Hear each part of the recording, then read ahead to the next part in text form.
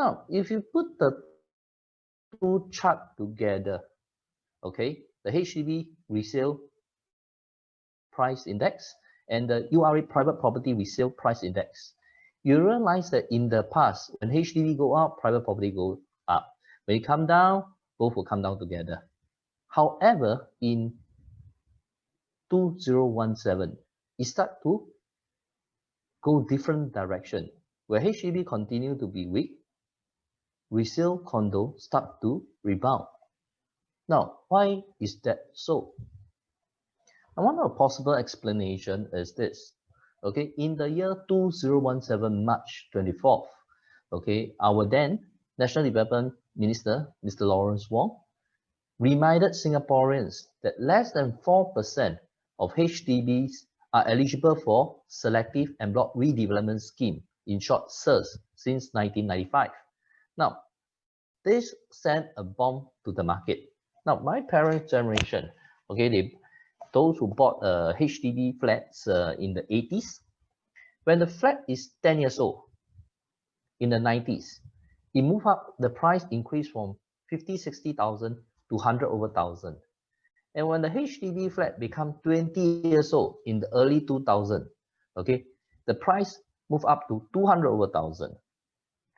When the HDB flat become 30 years old in the early 2010, okay, what happens? The HDB price shoot to above 400,000 for a HDB 4-room flat in Jurong area. Now, in the last couple of years, since 2013, the price has been falling. And one of the key things that have changed is the notion. It's notion that when HDB flat become old, what happens? In the past, we believe HDB, even it get older, the price will keep increasing.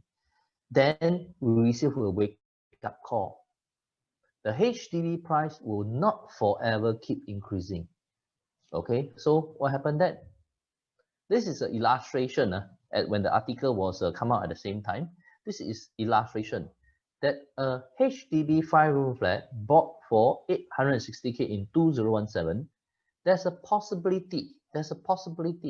Okay, one of the possibility is that at 99 years old, when the lease run out, if there's no SERS en bloc being in place, and there's no other things in place, when the HDB flat becomes 99 years old, the flat will have to be returned to HDB at zero value. So suddenly, the older HDB flat price don't seem to appreciate as much. And in fact, it seems to be falling slowly in most HDB estate, though not all. Okay, one of the key differences between HDB and condo. For HDB, the land belongs to the government, and HDB decide on when they want to selective en bloc. You cannot choose the timing. You only can pray hard, they select your block. Okay, then to the government, this HDB is for Singaporeans. So for future generation of Singaporeans, as long as they graduate from the university, they graduate with a tertiary education, public housing must be within their reach. Okay, so HDB have to keep the land, have to take back the land, and not let you pass down one generation to another generation, so that all future generation, they can have the land to build affordable housing for all future generation of Singaporeans. Whereas for condo is different. Although the land still belongs to government, especially those 99-year lease, okay, but the condo owners can band together, okay, they can form a sales committee and decide that everyone want to sell the land en bloc to a developer. So this kind of situation, the condo owners can band together to decide when they want to sell the land and not wait for somebody to decide their fate. And in that kind of situation, we can say that private property can be passed down to our next generation, because when you pass down, the government don't care. As long as the lease is going on, when you sell, okay, when the price is not good, the price is not appreciating, the land price is valuable, the condo owner can decide to sell and pass the proceed to the next generation. But HDB flat, you can't decide the timing. You have to, if no sales is being selected, you may wait until the lease run out and zero value, nothing to pass to your next generation. So whereas the HDB market have been fairly quiet and actually dropped quite a fair bit in the last 7 years, okay, only these 2 years start to stabilize, okay. Resale condo also go down from 2013 and bottom up at 2017 and start to rebound. The price index overall in the resale market is still slightly below the 2013 level. However, for the new launch private condo sales in the last few years, 92.5%, okay, actually make a profit. So these are some of the examples of the projects that make profit between 2014 to 2018. So they make pretty decent gain. So in general, what I have shared, I think many people are aware. But before we make any informed decision to enter the market, let's dive deeper. Let's look further in to understand the market. Now, during the run-up from 2009 to 2013, okay, household income increased slower than the price increase. Okay, price index grow at 31.6%. Transaction volume increased by 66.5%. However, household income only increased by 24%. So it seems that the price increase outrun the economic fundamental. So prudent cooling measures was tried to put in place between 2009, but it was not enough.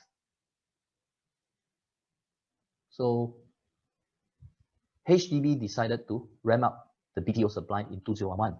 Okay, so more supply, and for first timer they give priority, okay, to first timer from 2013. Now a lot of stringent measure, cooling measure, okay, was put between 2013 to 2019 also. TDSR was put in place, MSR was put in place, additional buyer stamp duty was put in place, and the loan to value have dropped from 209. At 209, you can still borrow 90%. After that, 2010, you can only borrow 80%. And the last couple of years, what happened? You can borrow only up to 75%. So the government had done a fantastic job in keeping the price very stable in the last couple of years. Okay, so the additional cooling measures to ensure a substantial property market was put in place. Okay, so anti-speculation, seller stamp duty, and it prevents and foreign investment with the introduction of ABSD even for second property for locals. So this is what the minister states. Property prices would have increased up to 15% in 2018 without cooling measures. So the price would have increased up to 15% in 2018 without cooling measure. So cooling measure have actually suppressed the property price growth during the last 7-8 years during the last run-up. Okay, so what happens since 2013 up to now? Now, when price have not gone up much, but your pay is still increased every year. There's no pay freeze for most companies between year 2013 to 2020. So if the housing price did not go up much, but the household income have been going up year after year after year, what does it translate to? You realize that the household income have outpaced the property home price growth. So you realize that the so-called private home price growth compared to the net worth growth okay, is falling behind, lag behind. So if you have entered the market between 2011 to 2013, there's a lot of transaction volume searching, a lot of people buying, okay, and after 13 your price start to come down. Probably you did not do anything much, okay, because after you buy, the price come down and you are still under the seller's stamp duty period. So what you do is that you do nothing, okay, you hang on to a property, you have the holding power, you hang it on, then you realize that your resale condo price was stagnant, okay, for the last 7 years. It went down and it bounced back, but it's almost only close to your 2017 price. In the last 7 years, you did not make much profit if you buy a resale condo near the peak of 2013, and you do nothing, okay. But in the last 7 years, your household income have increased. Every year you have a 3% increment, 3% increment for your pay, and you can see that your household income is increasing. Not only your household income is increasing, because you did not commit in big ticket item. So there's on the average across Singapore, okay, most household, okay, have more savings in 2019 as compared to 2013. Cash deposit increased by 72%. And the CPF balance also increases, because last 7 years, okay, those who participated between 2010 to 2013, the run-up, if you have entered the market during that time, you probably, okay, been very quiet the last 7 years. So the last 7, who is actually buying? So you have en bloc owners, those en bloc in 2017, 2018 buying, they need to sell, they need to buy. There's also the first timers that's buying. There's also people who miss going in during the last run-up. So between 2009 to 2013, they never enter the market. These are the people who are buying the last couple of years. But there's a fair amount of people who actually enter the market during the last cycle, okay, sitting out in the market, not doing anything, just watch their household income grow faster than property prices. They see the household savings, household CPF savings, cash savings, CPF, all going up. That means there's liquidity in the market. It is, when are they going to go into the market?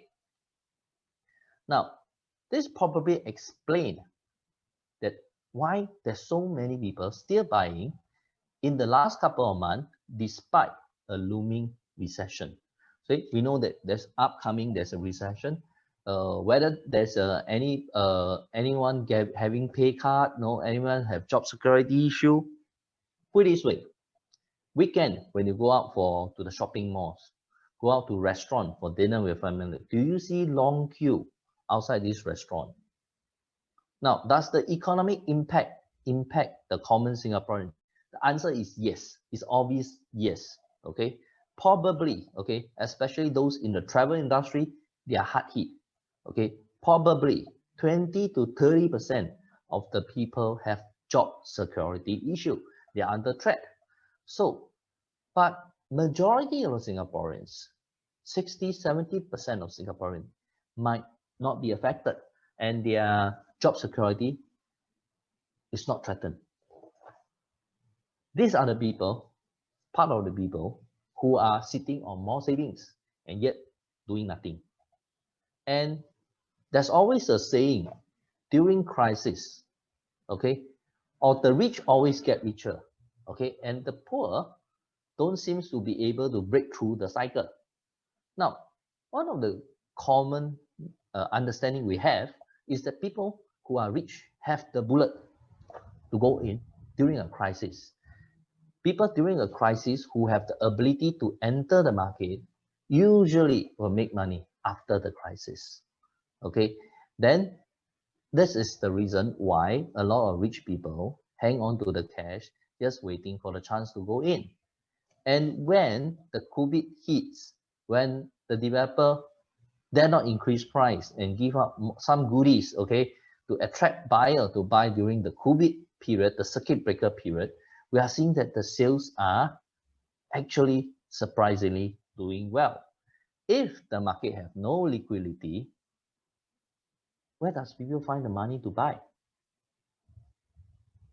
So the next thing, after we understand the last 7 years, the housing price have not gone up much, but the household income, household savings have been going up, and explain why during a looming recession, people still have money to go in the market. The next thing we might want to understand, okay, is the market supply. So one of the key strategy is this. When the market supply getting lower and lower, do you think it is a good time to enter market? Or when the market have more and more supply, is it a good time to enter the market? Which is a better time? Okay, let's look at the market supply graph. Okay, land sales have come up sharply after the cooling measure implemented in 6 July 2018. So at 6 July 2018, okay, 1718, that is where there's a lot of en bloc activity going on. So with en bloc activity come land sales. So after the government introduced, even for land sales, developer have to pay ABSD, and some of them is non-refundable. Okay, en bloc activity come to a standstill after July 2018, and in fact, in 2019, 2020, the government also reduced the government land sales. So look at the past, you realize that, oh, here you have a en bloc boom, strong government land sales during this period, during the inventory build up. Okay, so you can see that here there's a strong government land sales and en bloc boom. That's where the supply, a lot of supply come into the market. Okay, so this is 1718, this is, okay, 1112. Now, where are we now? So after the government land sales, after 2018, after the cooling measures, okay, government also reduced the government land sales in 2019. And this year, due to COVID, first half of this year, the government land only with the government land sales confirmed sites, only can build 1,000 over units. And the second half of this year, also on the confirmed list is another 1,000 over units. So the whole of this year, the supply from government land sales is about 3,000 only. And most of us do not hear a lot about the en bloc. There's no en bloc going on, not much en bloc going on. Even have is very, very small sites. So since there's not much en bloc, almost no en bloc, and government land sales is only enough to supply 3,000 units for the whole of the last 3 months. Each month sell 1,000 units, already wipe out this year supply. Meaning to say, this year's sales, it will so-called run down the inventory of unsold units. So this is the, you go to URA government land sales site, you can see that currently for this half of the year, second half of 2020, these are the only sites. Jalan Anak Bukit at Beautiful area is actually open on tender based on first half of this year land sales. It was released, called for tender on the last day of June. Okay, and Timah Merah Kechuling, okay, this is also open for tender. The rest, only 2 more sites, okay, will only be called in October and November. And developers are giving 6 months to put in their bid. Meaning to say, by the time you know whether the developer want to buy a lot of land, right, will be Q2 next year. Okay, so by this year December, government will decide, no, URA will decide first half of next year how much land they want to release. So without knowing, without a clear indication when the COVID will be over, there's also no clear indication how aggressively developers want to replenish their land bank. Unlikely there will be a bumpers land sales in the first half of next year. When the interest is shown by these 2 sides, if let's say there's a lot of developer bidding for land, okay, by the time the government realized that they should release more land, the earliest were likely to be second half of 2021. So is there an oversupply in private housing market now? So currently, if you look at this chart, when the supply is peak over here, okay, at 2019 Q1, okay, 2019 Q4 and Q1, that's where you have the most supply. This one is at the Q1 2019, okay, this is where you have the most supply. After that, supply seems to be dropping. Now, if you look at the chart, okay, look at the chart, sorry, let me move too fast. Okay, so if you look at the chart, in the past, whenever the market start to reduce the supply, there's always a peak. The peak was at 2011 Q3. Okay, there was quite a lot of supply over here. Okay, there's a lot of supply over here, and it start falling after 2013. Then you can see there's a steady drop. Okay, and when you drop until 2017 Q2, you see there's only about 17,000 unsold new launches, okay, private new homes in the pipeline.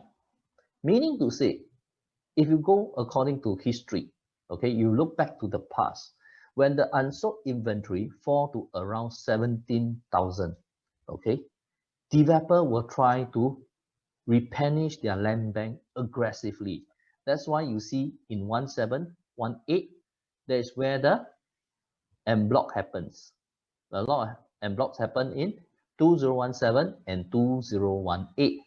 And that was where the resale condo market price start to rebound, whereas HDB continue to go down further, okay, before it stabilized in 2019, 2020, it stabilized. Now, this en bloc sales in 17 and 18 actually push up the resale price because now they know the raw material cost of land is going up higher. So if you learn from history, where are we now? Okay, here Q4 is 30,000. If you measure back, Q1 2014 also around 30,000. How long will the inventory clear out? You realize that from 14 it takes 3 years to run down the inventory because over this period there's still government land sales. Then from here moving forward, what will happen? Okay, if you look at the government land sales, 1415 still have decent land sales, but in Singapore after 18 19 is very little land sales. This year the land sales is miserable. Okay, so with so much lesser supply in 19, 2000, 2019 and 2020 as compared to 2014 and 2018, you look at the land supply. Now, does it mean that with so much lesser land supply compared to this time, will it take a shorter time to reach a critical level that the developer want to replenish the land bank? So it's a much deeper drop compared to the past. Okay, previous cycle, it takes about 3 years to clear. This cycle, how long will it take? Nobody knows, but is there a possibility that in 2 years' time, the inventory will run down? So just now, when you look at the chart, just now we look at chart, Q4, okay, 2019 is 30,000. Now, if you go to URA website now, okay, go to URA website, look under press release, okay, press release. Check out at end July article, okay, real estate statistics for Q2, okay, 2020. You realize that presently the inventory have dropped to 28,000. So every quarter, the supply is dropping 1,000, okay? And Q2, by the way, is a weak quarter due to COVID. So I think let's wait for Q3 results. Okay, Q3 2020 result. We can likely see that the unsold inventory are clearing pretty fast. So with little land sales coming in this year, And probably, okay, first half of next year, the inventory may run down faster than we think, okay? And they may reach a state much earlier, probably somewhere in 2020, where the developer have to replenish their land bank. Now, if you actually visit a lot of show flats, okay, you realize that those who launched last year is already 60–70% sold. Those many projects launched last year at the present moment is 60–70% sold.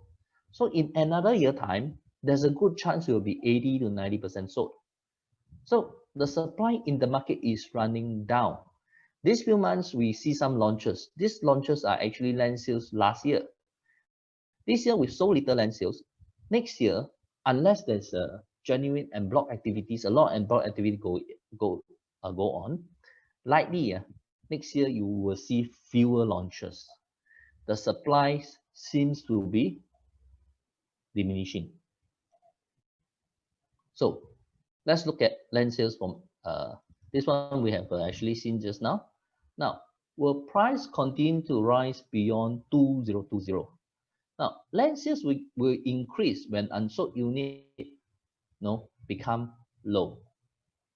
So probably, okay, when this happens in 2020 or end 2021, probably end of next year, when the supply is getting lower, normally developer or any businessman, let's say any businessman, when will you raise your price? When you have no stock, or when your stock about getting lesser and lesser?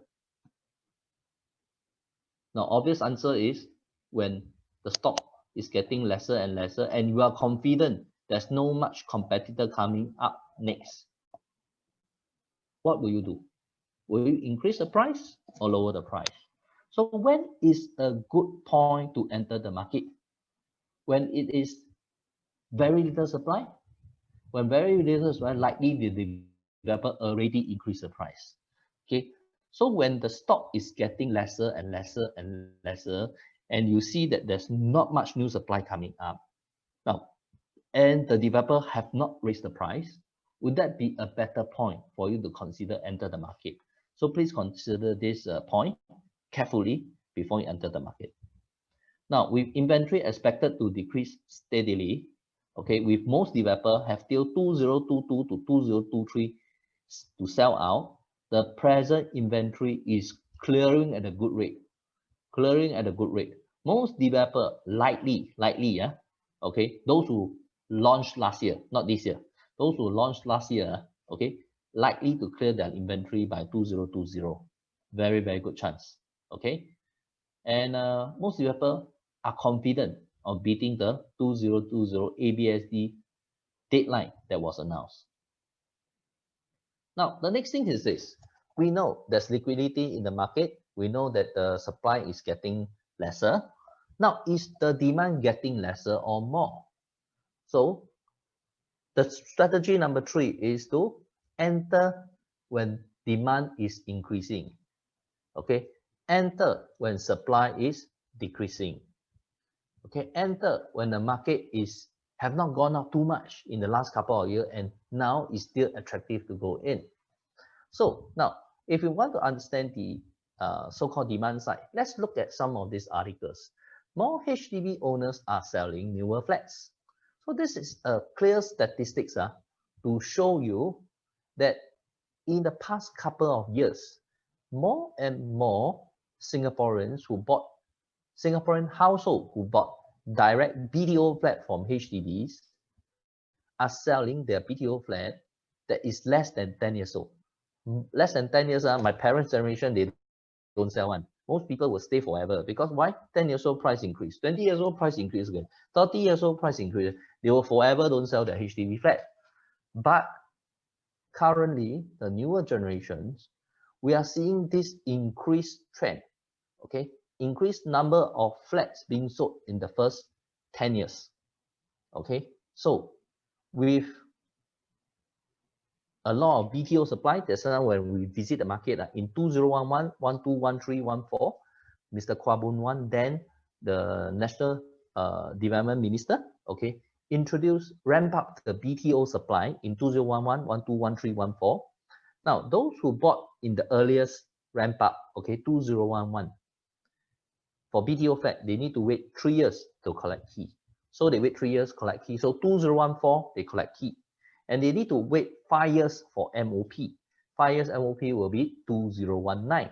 So you look at 2019, you have a bumper crop of HDB flat reaching 5 years. So last year, this year, and the next 2 years, we will see a lot of HDB flat reach 5 years MOP.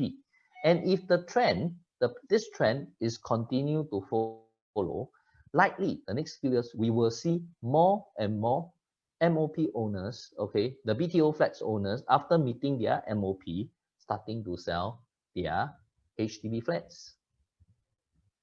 And they know, okay, they believe the HDB no longer hold value like our previous generation. Compared to our parents' generation, the same thing is unlikely to happen again. So even though for a small profit of 50K, okay, people want to sell their HDB flat. Okay, so as long as they don't make a loss, they make some money, even for as low as 50K, they like to cash out, okay, and use the cash proceed, okay, to actually do upgrading, and some, where possible, prefer to move on to private property rather than still hanging on to their HDB flat and let them slowly turn older. So upgrade to private property for better growth potential. So that was what the market tell us during 2017 to 2020. So you can realize in the last couple of years, private property go up. Okay, here is in line with what we mentioned just now, en bloc sales.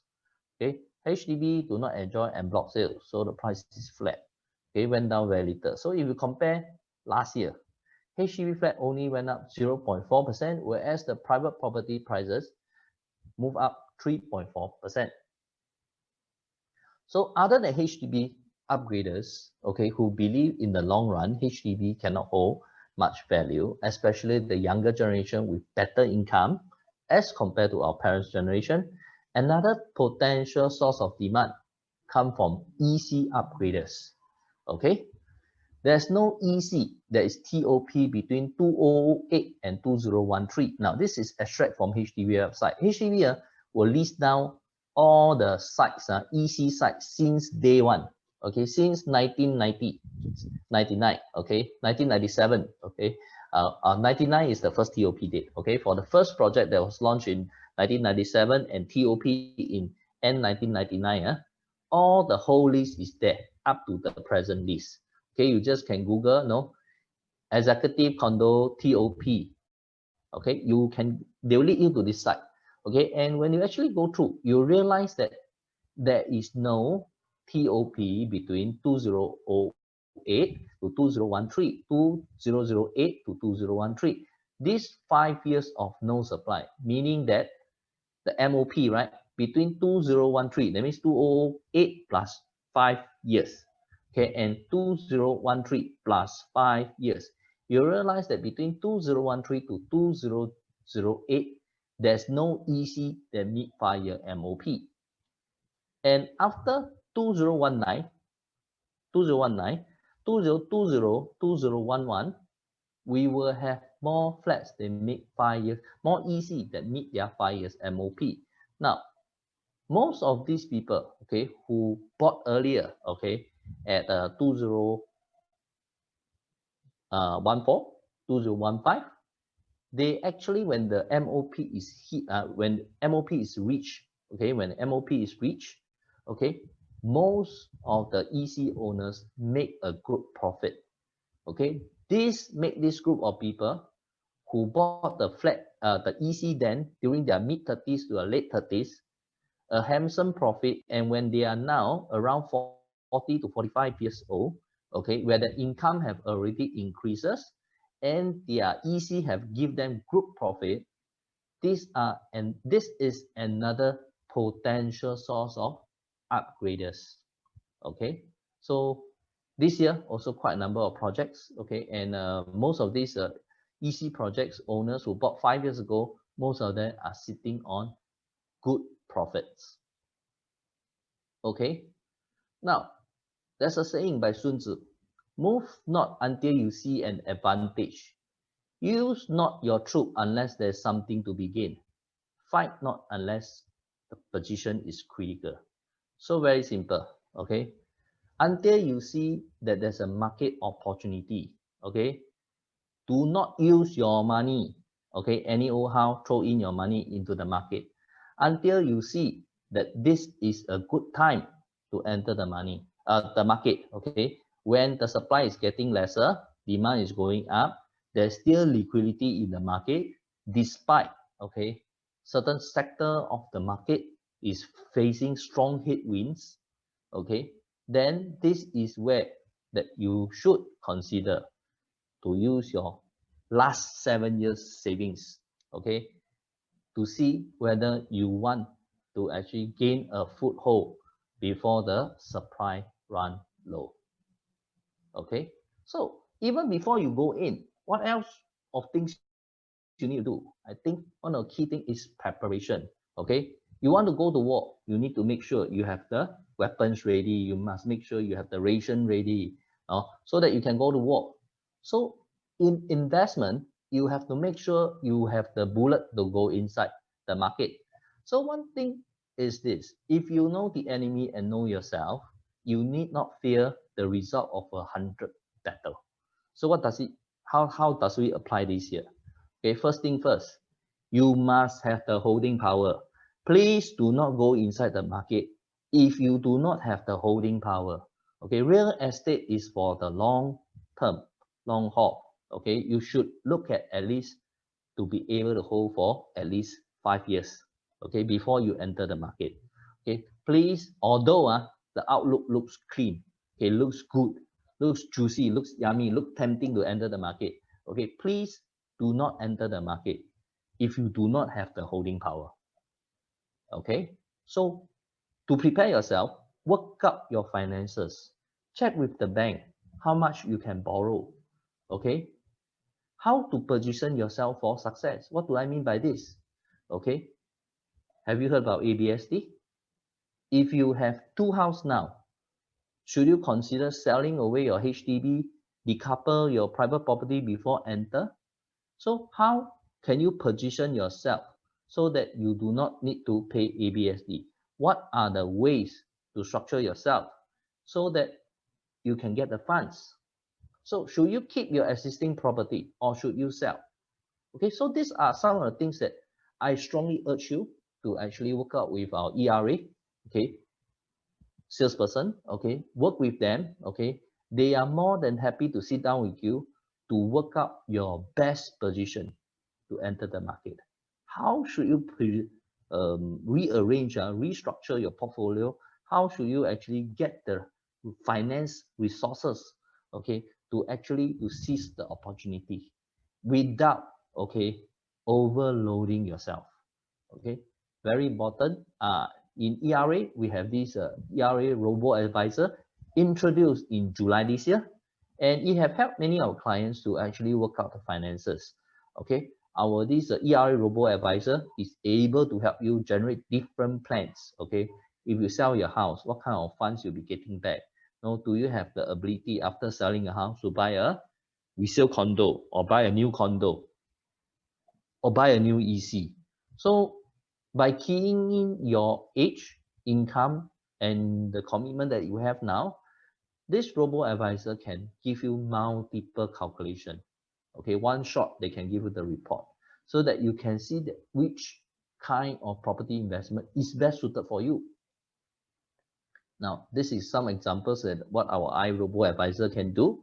Okay, first, they will check out what is your maximum loan based on your income and age.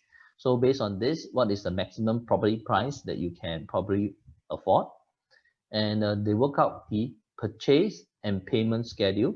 So tell you when you need to pay, how much you need to pay for down payments, stamp duties. Okay, work out the payment schedule. So if it's a new launch, roughly 6 months later, 10 months later, how much the loan we draw down, and what kind of monthly installment are we expecting, prior to TOP and after TOP and after CSC. So the iRobo advisor is able to help you, okay, to show you all the purchase and payment schedule, okay. Then based on your capital that you put in, assumptions, you can key assumptions, like let's say based on annual 2% increase in price due to inflation, okay, and so on. It can work out a investment analysis to show you, which is the best investment instrument. Okay, it will show you the cash flow every year that you need to come up with. If you hold for 3 years, 9 years, 5 years, what kind of profit and loss that we are looking at. So you can show you what is your return on investment, what is your return on equity.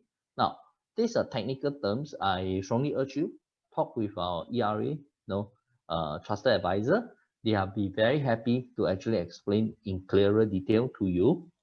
And before you enter, after you work out your finances, what you can buy and so on, right? Always, okay, watch out for risk management. In case something happened to you, you lost your job, okay, and you take another 6 to 9 months to find a new job, okay, how are you going to afford the monthly installment? Okay, so if something happened to you, who is going to take over the loan? So basically, inside our iRobo advisor, we are able to actually break down. So in case any shortfall, if you're still holding a job, how long can your saving last you, okay, for the top ups? Okay, that means if let's say your installment is $3,000, your CPF monthly contribution is $2,000. Okay, husband and wife each one contribute 1,000. Now the shortfall of 1,000, in case you don't have the money, okay, to pay, how long can your saving last? In case you lose your job, okay, then this is the worst case scenario. In case both of you lose your job, okay, how long can your saving last the monthly installment? For how many months? And in the nightmare case, okay, when you lose your job, not only no income, no CPF contribution, other than paying your housing loan, you have to pay for your car loan and other loans that you declare under the TDSR framework, okay? So iRobo advisor is able to help you work out your risk investment so that you know, okay, how much buffer you have before something bad happen to you, and you are not able to afford to continue service the loan. So before you enter the market, you need to know where to find the funds, how to structure so that you pay the least amount of stamp duties. And you also need to buffer, okay, how much buffer you need to set aside. Contingency funds, okay, you need to set aside before you can safely enter with minimal risk. So in case of death or permanent disability, unfortunate event of cancer and so on, okay, we strongly urge all our ERA client to actually buy a mortgage insurance so that something happened to you, okay, the insurance can cover your outstanding loan. Okay, the amount of premiums you pay for insurance actually is not much. So talk to our ERA advisor, they will actually guide you. We don't sell insurance, but we can actually advise you to buy mortgage insurance. You can approach any of your preferred insurance agents. They will be able to quote you, okay? Roughly, for somebody in the 40s, if you need to buy a mortgage insurance to cover you for the next 20 years, probably the premium a year is about, if you want to cover amount of, let's say, $1 million, probably is about $2,000 a year. So you divide 1 month is less than $200. But at least you have a peace of mind, okay? So before you enter the market, make sure you have the finances, you have the buffer, you already think about the risk management before you enter the market. So the last thing before actually you enter the market, so that your investment is sound, okay, please do your research, okay? Look at the master plan. URA master plan will tell you a lot of things. So now, since we are at VERDALE, okay, talking about VERDALE, so it's important for you to understand the URA master plan for Beauty World. Okay, this is very near to VERDALE, and we really need to know and understand the master plan. So please talk to our ERA trusted advisor. They will be more than happy, okay, to run you through. Okay, next, look at the land transport master plan. Okay, is there any new MRT line or station coming your way? So one of the key things is a cross island line. Now, if you look at this cross island line for LTA website, the source of LTA website, you look, cross island line is in red over here, where my cursor show you. You'll pass by West Coast. You'll be from Tuas. This is Tuas Megaport. Okay, from Tuas. Okay, you will go through West Coast, Clementi, and move up to Bukit Timah area. Then you will go below MacRitchie Reservoir to Siming and later to the airport. So the station, all the station from Siming and the airport is already announced. Okay, and only station over here have not been announced. Okay, but one thing is very sure, it clearly shown that you will go through the Bukit Timah area. Okay, you will go through the Clementi and West Coast area from Tuas. Okay, so this cross island line, what does impact will it have on the surrounding area in Beauty World area? So please talk to our salesperson. They will be more than happy to run you through.